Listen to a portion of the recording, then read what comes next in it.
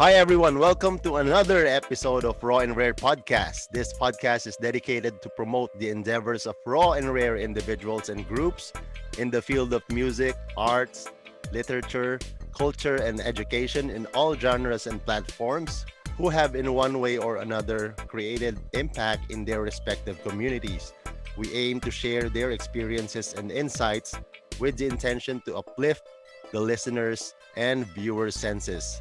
So stay tuned for more exciting episodes where we see it, hear it, and feel it only here on Raw and Rare. And today mga kaibigan, kagaya ng lagi nating pinapangako, palaging espesyal ang bawat episode ng Raw and Rare. Because today mga kaibigan, we have a very good friend, a long-time friend here, na long time no see din. It's our first time to see each other in like maybe 20 years, right, Brad? Yeah. Yeah, he is a former student leader in the University of the Philippines, a leader of the organization National Union of Students of the Philippines in the 90s. He became a journalist in Singapore and London, writing articles for business for Wall Street Journal. Currently, he's a communications manager for a software company in Singapore, and right now he's based in Singapore with his kids. Ladies and gentlemen, magandang hapon, umaga, tanghali, gabi sa ating lahat sa buong mundo. Mr. Vladimir Guevarra. Okay, Hello, Vlad. Okay lang, kumusta? Maraming salamat, Junius, sa napaka-generous ng iyong introduction. At ikaw mo nga, mahigit 20 years na tayong hindi nakikita. So, yeah, that's right. To be exact. Very, very special. Maraming salamat sa invitation mo para makapag-catch up, tsaka magpag-usap tayo at, palitan ng puro-puro. Salamat. Yeah, no problem, Vlad. Because, this is a very good way to catch up din, no? To chat here. And then since back in the day, mga kaibigan, before we formally start this conversation with Vladimir Guevarra here, matatandaan ko, nung 20 years ago, we'd always just, we joke around most of the time, right? Because Vlad here is a funny guy, until now. I'm trying to. But you're a funny guy and an intelligent guy here. No, he was a long time friend, and shout out to all our former colleagues, comrades in the student movement in the Philippines. We'll talk more about that later. But then right now, we have Vladimir Guevarra here. Before anything else, bumati naman tayo, Vlad, sa mga kababayan nating Pinoy sa Singapore, Winnipeg, Canada, and the Philippines. Yeah, of course. Yeah. I mean, I've been living here on and off for about 13 years. Indeed, marami tayong mga kababayan dito sa Singapore. Maraming professionals na rin, pero syempre ang karamihan pa rin ay mga blue-collar workers. Maraming sakripisyo ang mga OFW na nakatira sa Singapore. Marami sa kanila yung mga helper na malaking ambag at tulong nila sa ekonomiya ng Singapore. At saka pati na rin dun sa buhay ng mga iba't ibang pamilya dito. Kasi napaka-hectic ng buhay dito eh. At saka siguro dahil medyo malapit-lapit ang Pilipinas sa Singapore, kaya marami ang gustong makapunta dito. So far, surviving naman ang Singapore dun sa COVID situation. Maganda yung pamamalakad ng gobyerno dito. Ang mga tao ay laging sumusunod sa mga rules and regulations. So mababa yung incidences ng COVID.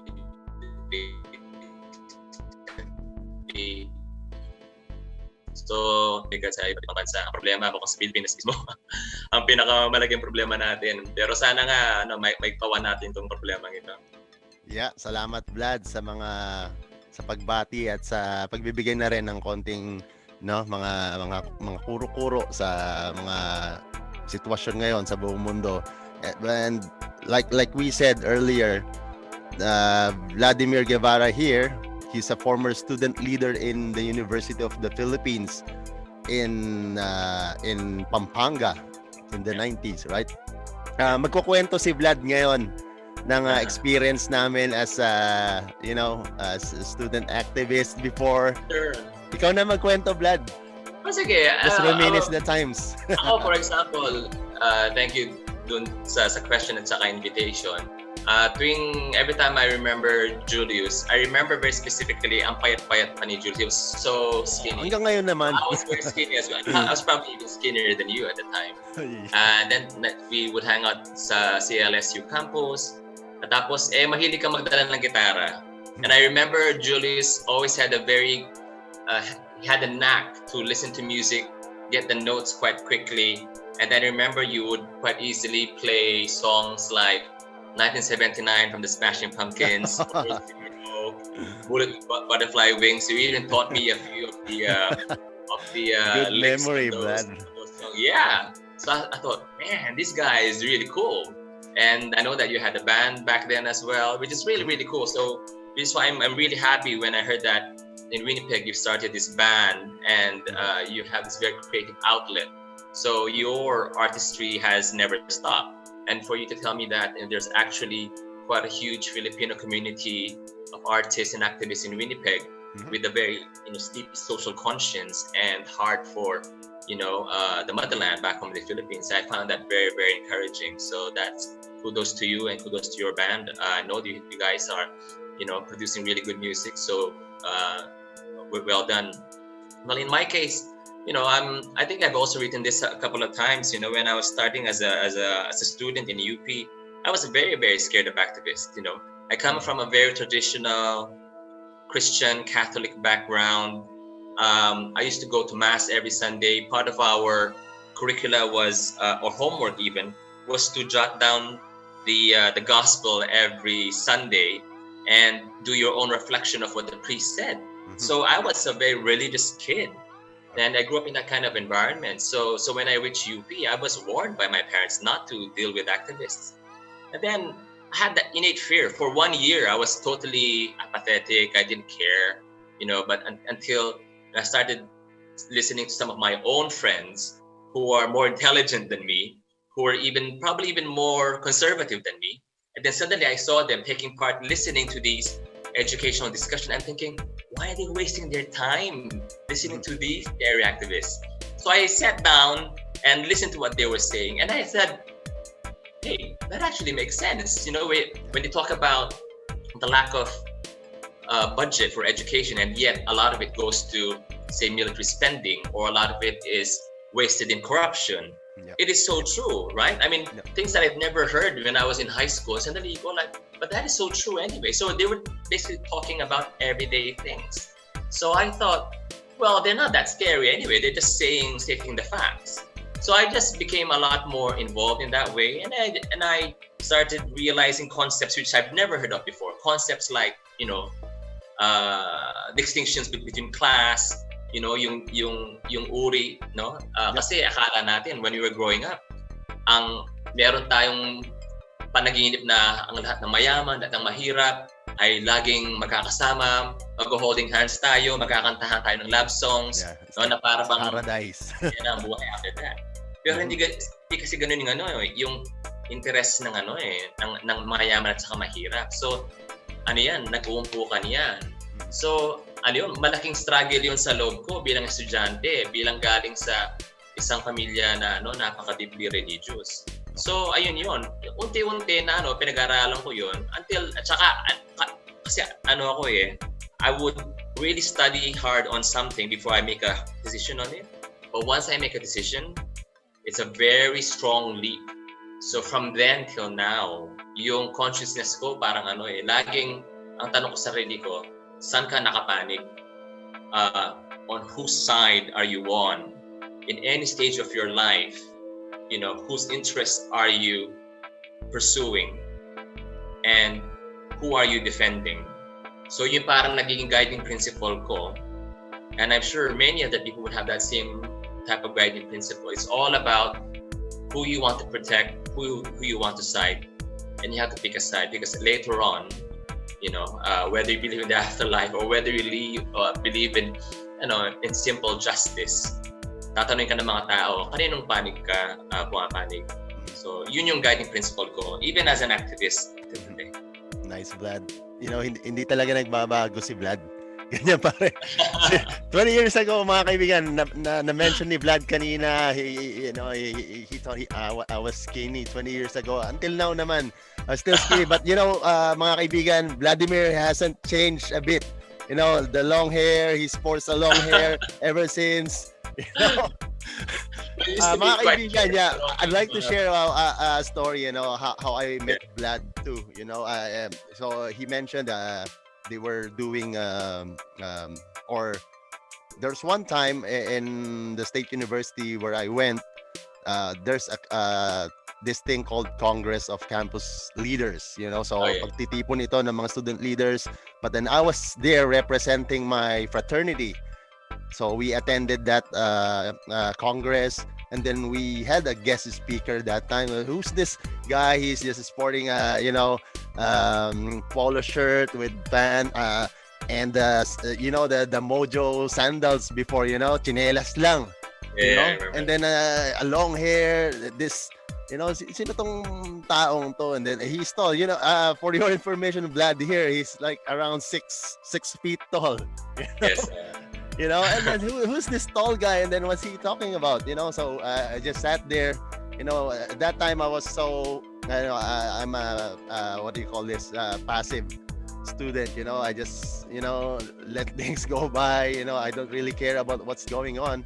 But then yun nga, I was listening to different guest speakers that time. So some came from from other schools, or they're from another student association from somewhere. But then Vlad was there. He's representing the National Union of Students of the Philippines. Then another one. I sat, not because I'm interested with what he's gonna talk about. I sat there because he looks interesting, hippie type of guy. And then he was talking with sense, mga kaibigan, no? Na explain nga ni Vlad kanina, hindi ito yung taong gumagamit ng mga payak na mga pangungusap, mga simple words, everyday words na you don't have to be intelligent to understand what's going on, right? No, you just need to open your heart, your mind, para makita mo yung reality. And then like he said, napakaganda nga nun, instead of getting caught in the crossfire somewhere sometime, you have to choose now. Yun yung natatandaan ko bilang student noon. So ano ba ako, magiging parang palalong estudyante lang ba ako, or I'll just take this path, let's serve the studentry, let's serve the people, and then after that I made friends with Vlad and other student leaders there, and then that's where the friendship began. We would jam. I would let him sleep in my dormitory sometimes, and then our dorm resident manager will say, "Who's this guy? Is this adik yata to eh." Kaibigan ko po to, sir, sinasabi ko sa mga dorm managers namin. So yung mga ganong bagay, and then we would join mobilizations, like tuition fee increase, rallies, protests, to defend student rights, and all those stuff back in the day. Nakasama ko si Vlad. You mentioned one very important point there, Jules, when you mentioned about sometimes some people, they like to call themselves neutral, and what's your take on this? Let me just explain the danger in being neutral, or trying to find the middle ground, trying to be balanced. It sounds really good, kasi napaka-normal nung ganong salita na dapat wag sobra-sobra, or not too extreme or any sides. In a sense, that's correct up to a point. But in a context of a society where there is a pre-existing injustice, pre-existing violence, and pre-existing corruption, which is being implemented by the ruling class against the ruled class, can you really be neutral? If you are neutral in an exploitative environment, whose side are you on? So that goes back to my question earlier. Mm-hmm. So kaninong panig ka? Kung merong inaabuso at neutral ka lang, so kaninong panig ka? Sinong panig ang tinutulungan mo? Sinong panig ang naghihirap kung may ginawa ka o wala kang ginagawa? Kasi sinasabi natin, wag na tayong makialam. It's not our business. Let's not let's not take part in this. But if you don't take part when somebody is being abused, you are partly, you are siding the abuser.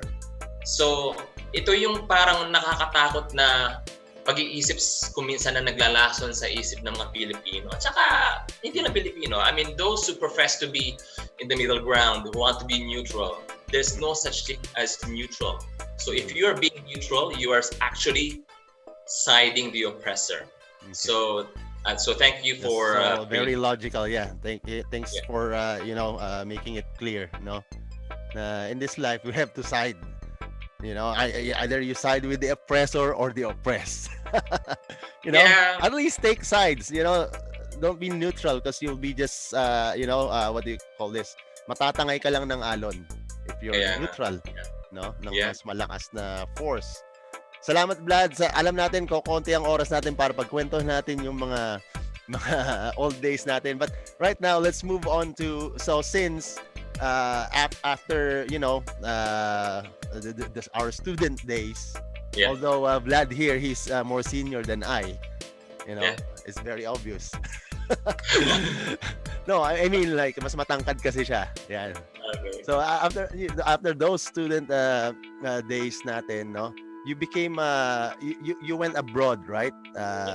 And then you became a journalist in Singapore and London, writing for Wall Street Journal business articles. Yes. Yeah, I worked for a newspaper in Singapore. I also wrote for the Wall Street Journal in Singapore and London.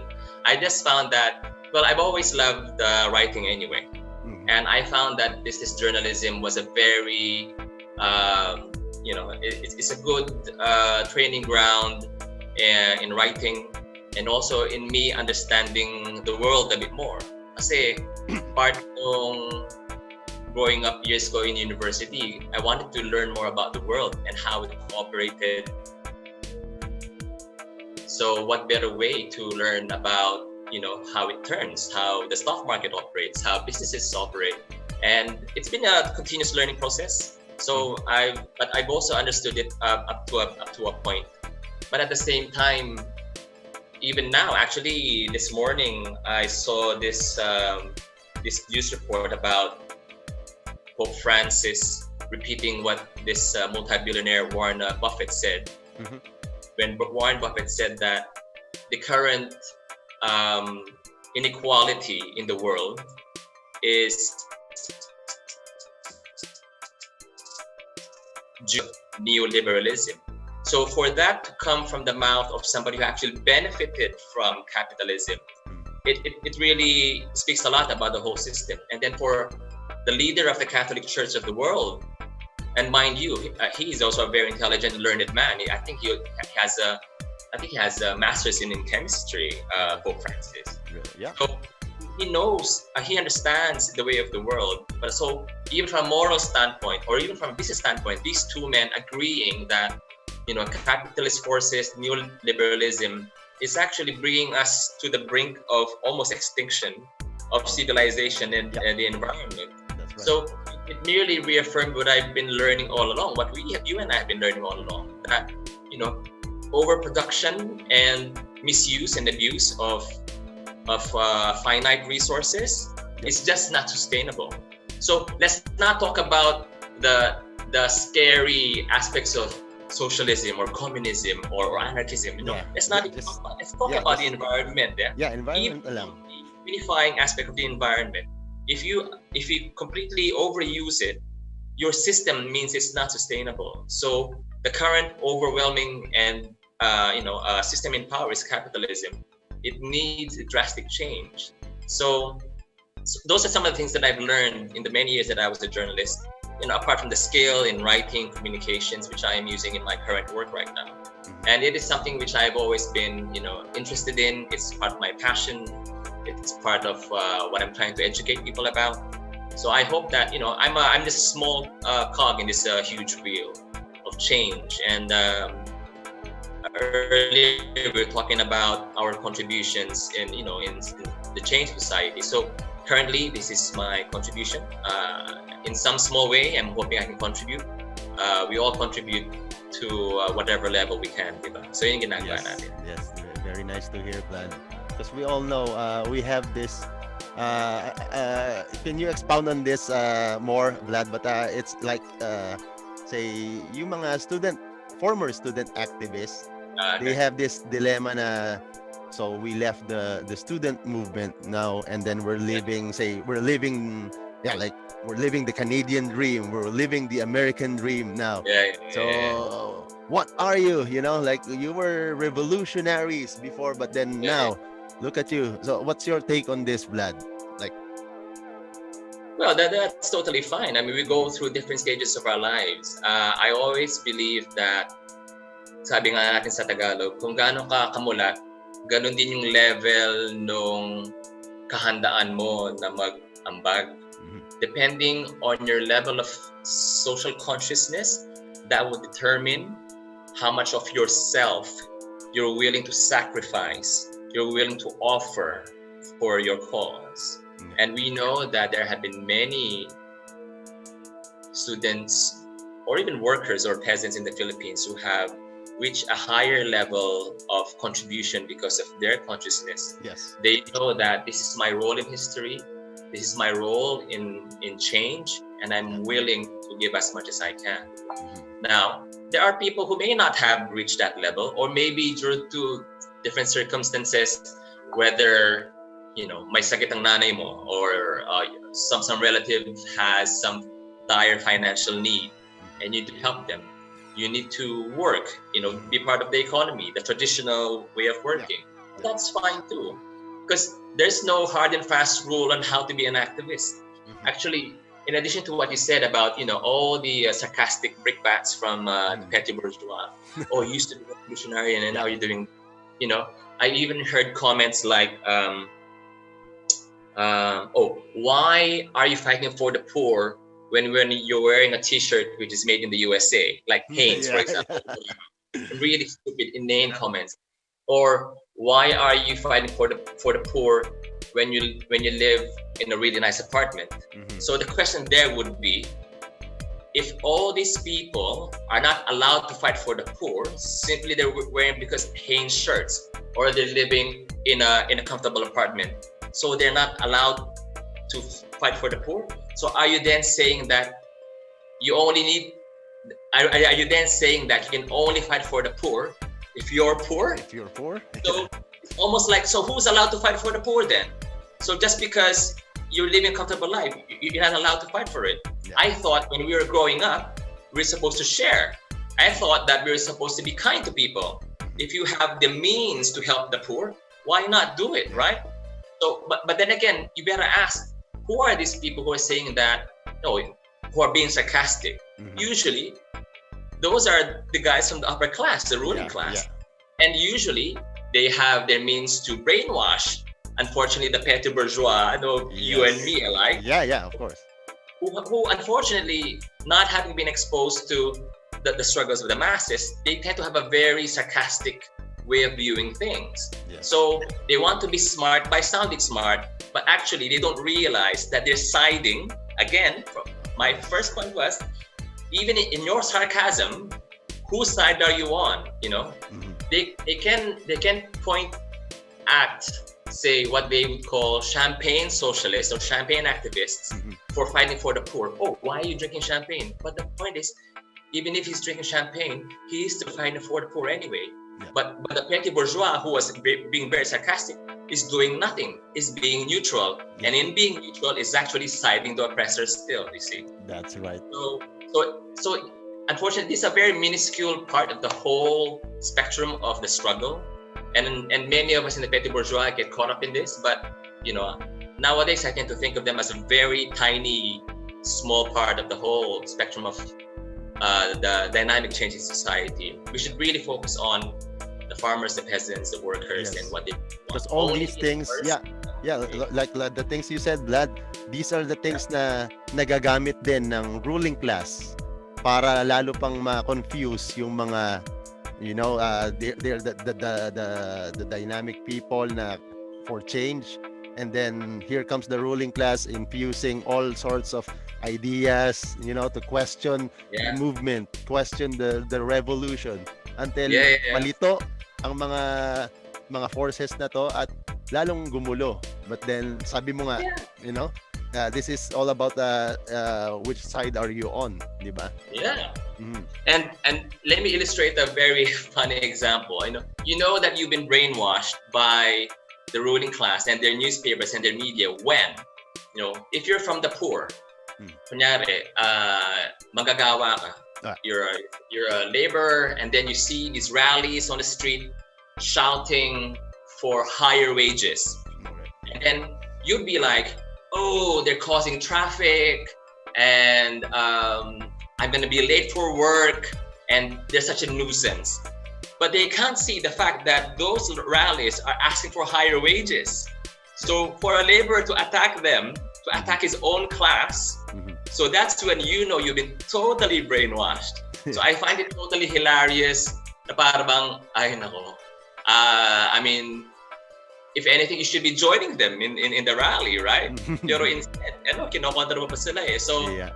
yung nakakatuwa eh, yung mismong kauri mo ang kinokontra mo, pero yung nangahabuso sa'yo, dinidepensahan mo pa. It's called social gaslighting.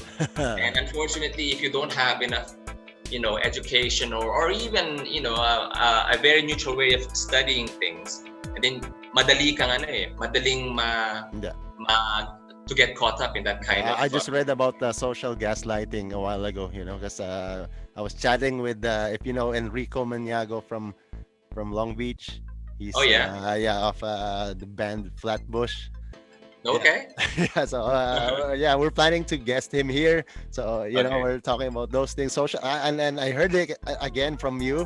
So thank you. You elaborated about that social gaslighting thing. Yeah. Oh yeah, and don't get me wrong. I mean, that's why I'm glad that we're doing this because social media is currently the main battleground of social gaslighting. That's why Mm. you'd be surprised why dictators around the world are using Facebook and all sorts of social media to twist reality and come up with alternative truths. Mhm. But again, the benchmark of deciding whether a story is real for your or to your interests would be in whose interest is this article focused on. So that's always, to me, it's a lesson which is very important for all of us. Yeah. Very well said, Vlad. Hindi pa nag-iinit si Vlad niyan. Nung araw po mga kaibigan, Vladimir Guevarra would just, he'll take, whenever there's a stage, a mic, he'll just take it, just address all the students, this is what's happening to us, but like you said, nag-iiba ang panahon, no, na like right now we're on both, on both ends of the world, but we could still use our, yung mga natutunan natin. And actually nga, si Vlad ay nung one time na, may time na nasa London ka when you were working, right? And I think you went to see, if you all know, mga kaibigan, the founding member of the Communist Party of the Philippines, Professor Jose Maria Sison, who Yeah. is now based in The Hague, Netherlands. You had the chance to visit him there. Yeah, Right. I did. As part of my journalistic work, I was writing for the Wall Street Journal. Tell us some And- stories. Yeah, sure. Because I was going to Amsterdam as part of vacation anyway. Yeah. But I thought, hey, I have a free afternoon.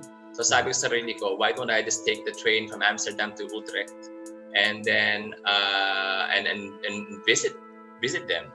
And it's quite a hilarious story because Jose Maria Sison was on Facebook.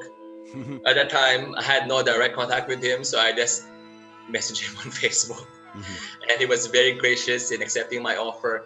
Although that at the time, it was still there were peace talks going on and off between the NDF and Gloria Arroyo's government. Okay. Said that okay, if there's a cancellation, then I can attend to your interview. He said so. It got canceled, so I managed to see him, and we had a very productive chat. Really, very general chat about the history of the movement and the prospects of peace. My own advocacy is, I believe so much in the peace talks. The peace talks are so important in ending the injustices in the Philippines. When we talk about peace, kasi ang kapayapaan, hindi lang yan yung kawalan ng paglalaban. Ang kapayapaan dapat ay nakabase dun sa kawalan ng injustisya. Kasi kung merong injustice, merong paglalaban pa rin, di ba? So peace is not it's not simply the absence of war. Peace should be about the presence of justice. So that has been my advocacy. So ang lagi kong pinaglalaban ngayon, what I'm always trying to fight for and voice out is the importance of the peace talks between the Philippine government and the rebel NDF movement. Because I mean, both sides would have things to talk about, but I think the NDF is very well prepared in its agenda on how to settle peace, on how to fight for it. So that's the context of my article about Jose Maria Sison and my interview with him. But I was really impressed by him, his sharpness, his intelligence, and then the most distinct aspect which caught my attention was how simple their life is. Kasi when I was Googling the NDF office in Utrecht, I thought it was such a huge building. Ang daming mga address ng mga people's organization, parang international women's associations or workers associations. Sabi ko ba, mukhang well-organized at mukhang napakalaki ng building na to. Like you were thinking maybe palasyo kaya ang opisina nila. Oo, akala ko. Did they rent a huge building? Yeah. So when my taxi stopped in front of the building, sabi ng taxi, ayan na yung building mo. Sabi ko, ha? Asan? Ang kaharap ko, parang chicken shop, parang takeaway shop, ganoon, parang drugstore. At katabi niya, doon sina Joma Sison, tsaka si Fidel Cubilli, kumakaway sila sa akin. Okay. At sabi ko sa sarili ko, this is it. It's so small. Tapos, we had the interview in a 2-story building. And it reminded me of my old student council, or it reminded me of the Bayan office in Angeles in another. Yes, we all went there. Before. Tapos at one point, Fidel Cubilli even said to me, Vlad, baka gusto mong bumili ng mga libro. There were books about the peace talks, you see. Tapos, sabi ko sa sarili ko, wow. Kasi sabi niya, namin to, IGP, meaning Income Generating Project. Fundraising nila, Wow. Parang kami lang, the time na nagbebenta kami ng mga libro. So I thought, talk about living a very simple life, di ba? Kasi we had this saying back home, simpleng pamumuhay, puspusang pagkikibaka, which in English roughly translates to simple living but resolute in the struggle. Yes. So these dudes have been doing this for decades. Yung simpleng act na hingi ka ng tulong to buy a book, I thought that was so powerful in me, and I just thought, so all the black propaganda against these dudes in the Netherlands saying that they're living a lavish lifestyle. Jesus Christ, that toilet couldn't even work properly. Tinulungan pa ako paano mag-flash ng May technique, Ito ba yung lavish lifestyle? Sinasabi nilang lavish lifestyle, Sa mga taong ito. Sabi ko sa sarili ko, ay, Diyos ko. So, even back then, I felt kind of guilty. Sabi sa sarili ko, maybe I should have bought more books. Mukhang baka kailangan pa rin. I wrote an article about the movement. It got published, and I'm happy with that. And of course, I mean, Fidel Cubilli has passed on since then. Yes. Sadly, sadly. But, I had very good memories of that trip, and I'm always going to be thinking about that. Wow. Thank you for sharing that the experience, over at Utrecht and Amsterdam, very rare and very raw ang pagmi-meet nyo ni Professor Joma Sison. And amidst all these black propaganda nga, sabi mo, ikaw mismo na-witness mo first hand na this is the life, na unlike yung mga naririnig natin. Kasi yun na nga yung sample ng nasasabi nating media can control you kung magpapakontrol ka. Yeah, ganun lang kasimple yun. Okay, sorry Jules, just one more quick example. Sure, go ahead. I'm supposed to say this. When I was interviewing Joma, so he was wearing a suit jacket. And then, kasi katabi ko lang siya So nakita ko siya. Oh, and by the way, Fidel Akawili was serving me coffee. Can you imagine? Siya pang nag-serve ng coffee para sa akin. Anyway, I was looking at Joma, and I was, and me for some reason I tend to observe so many things. See, and then I saw his shirt. That the collar of his shirt was starting to get tattered and torn. Kasi ano yan eh. Kasi ibig sabihin lumang-luma na yung niya. So siguro yung ilang beses nang nalabahan yun, ilang beses nang na-plancha yun. To the point na, you know, when you have an old shirt, it's torn. Like this. And he knew he was gonna be interviewed by me. He knew at some point we were gonna take photographs. But the dude was wearing a torn shirt. Yeah. He does not have a wardrobe like what you would see of, you know, all these corrupt politicians in the Philippines. Not at all. Yeah. So every time I hear people saying that he has a lifestyle, I go like, man, up already. This is getting tired. Tigil na yan. Anyway, yeah, I know, wala, luma na yan. Kasi, anyway. thanks Vlad, no? I know marami pang stories about Joma. Kasi, you know, I've read that article of yours. I don't know if it was posted as an article or, you know, it's a little vlog na ginagawa mo. Lagi kong sinusubaybayan yun. And dun ko nga nakita, dinalaw pala niya si Joma. No, way back, no. So that was in Gloria Arroyo's time pa, no. Yeah, it's Gloria's time. Na rin. They've been very persistent in engaging the government in peace talks. Yep. Really, dude. I mean, the prospect for peace, they can be done through the negotiating table.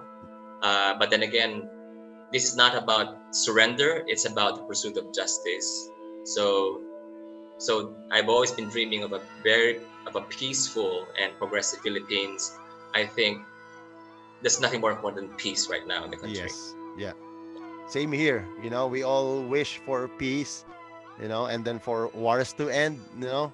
And like you said, it's not the absence of war, but the presence of justice, you know. Yeah.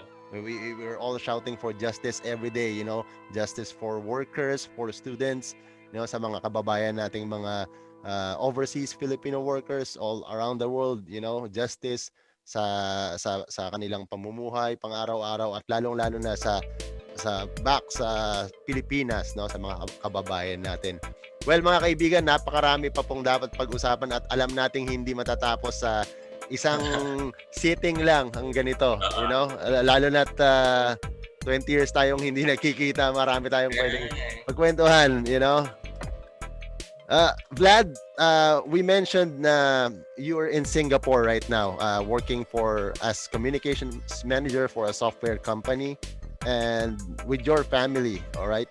And then, how is it now, raising a family and then looking back at your activist days, and then right now, how do you see your kids, Dean, Katie, and Aaron, growing up, you know, like meron ka bang mga iniisip na or wini-wish, or let's say it properly, do you see them as, you know, maging activists kayo paglaki nyo para makita nyo ang realities, or what's playing in your mind right now? Well, right now, because I'm divorced, my kids live with their mom. I do my best to see them and contribute to their expenses.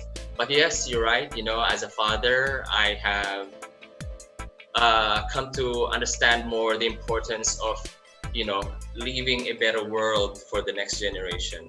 Nothing could be more important than, you know, knowing that there's something bigger than you, bigger than us.